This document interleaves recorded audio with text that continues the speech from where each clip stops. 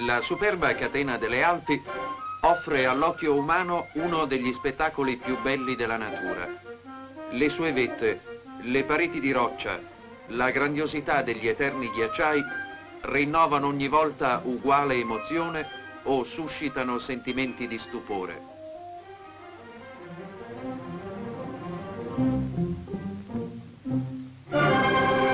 Perennemente alimentati dai ghiacciai, i torrenti precipitano al fondo delle valli lottando con la difficoltà del terreno, saltando e rimbalzando in suggestive cascate.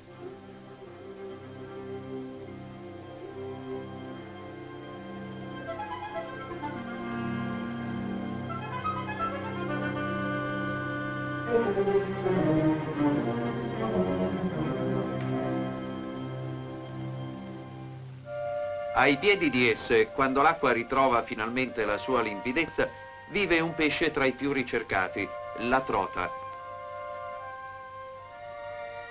Questa è una trota del tipo salmofario che vive appunto sotto le piccole cascate in acqua di circa 10 gradi di temperatura. Altro tipo è la cosiddetta iridea importata dal Canada, che preferisce le acque più tranquille dei laghi.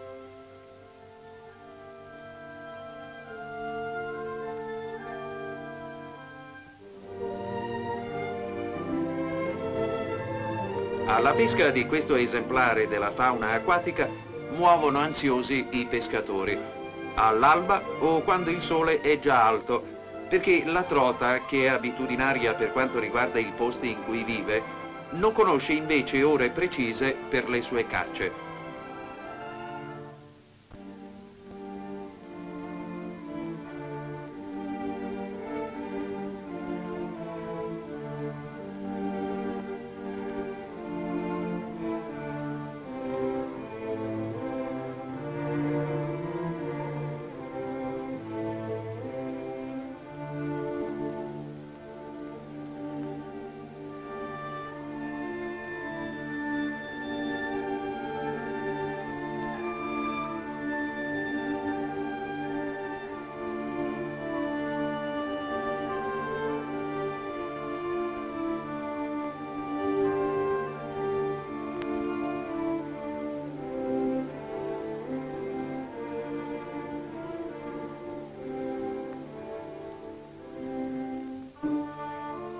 Il pescatore conosce già l'astuzia dell'avversario e prima ancora che di canna, cucchiaini, mosche e ceste, egli si è armato di pazienza e di calma.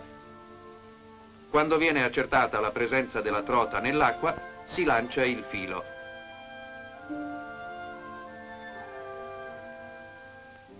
La trota accorre velocissima, ignara dell'insidia e finalmente abbocca.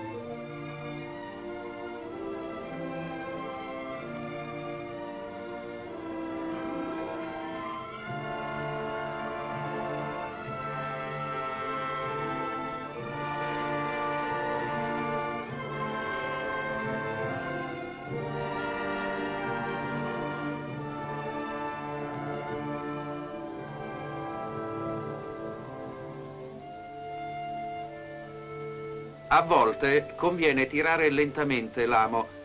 Questo accorgimento serve ad evitare che la trota, con la sua forza e soprattutto col suo peso, che in media è di 3 o 4 kg, ma che può eccezionalmente raggiungere anche 20 kg, spezzi il filo e sfugga alla presa.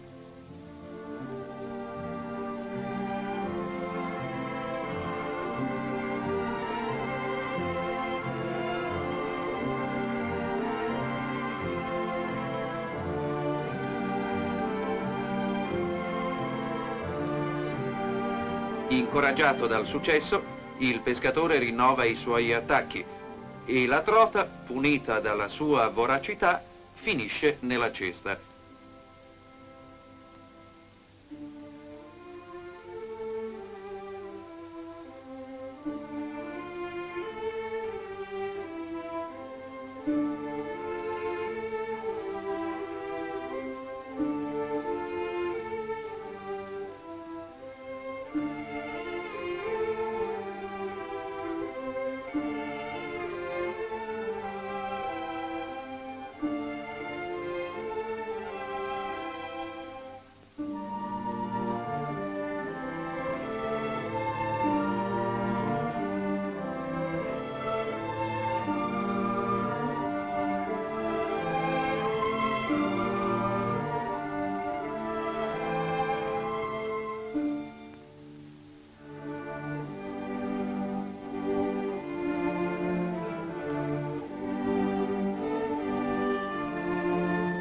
ma non sempre il risultato della paziente attesa è soddisfacente.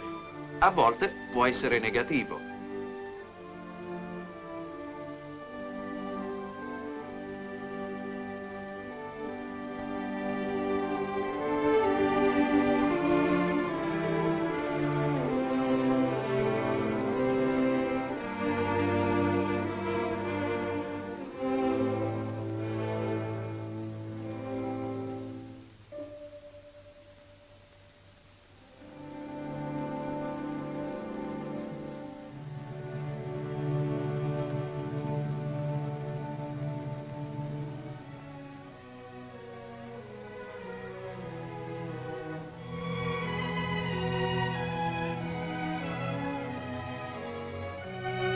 Un diverso modo di pescare la trota nei laghi, specialmente l'Iridea, è quello di sostituire al cucchiaino di metallo la mosca, un ciuffetto di piccole piume che richiama la forma dell'insetto.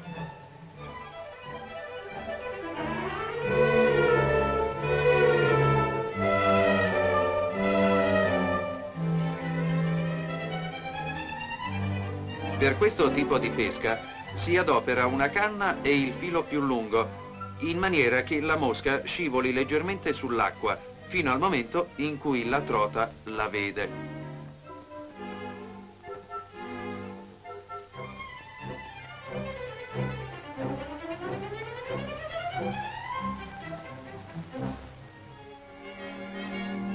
Ma oltre agli appassionati che conoscono tutti gli accorgimenti e le astuzie, anche i tranquilli frequentatori di queste valli, saliti dalle afose città alla ricerca di aria più fresca e di energie nuove, con minore impegno ma forse con maggiore soddisfazione, alternano le passeggiate nei boschi o le scalate sulle vette a questo piacevole sport.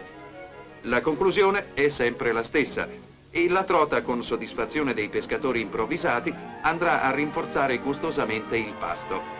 Le trote non sono altrettanto soddisfatte, ma meditando su quelle cui la sorte ha riservato l'onore di allietare una tavola imbandita, si consolano pensando che dopo il pranzo gli uomini dormono e anche le trote sanno che chi dorme non piglia pesci.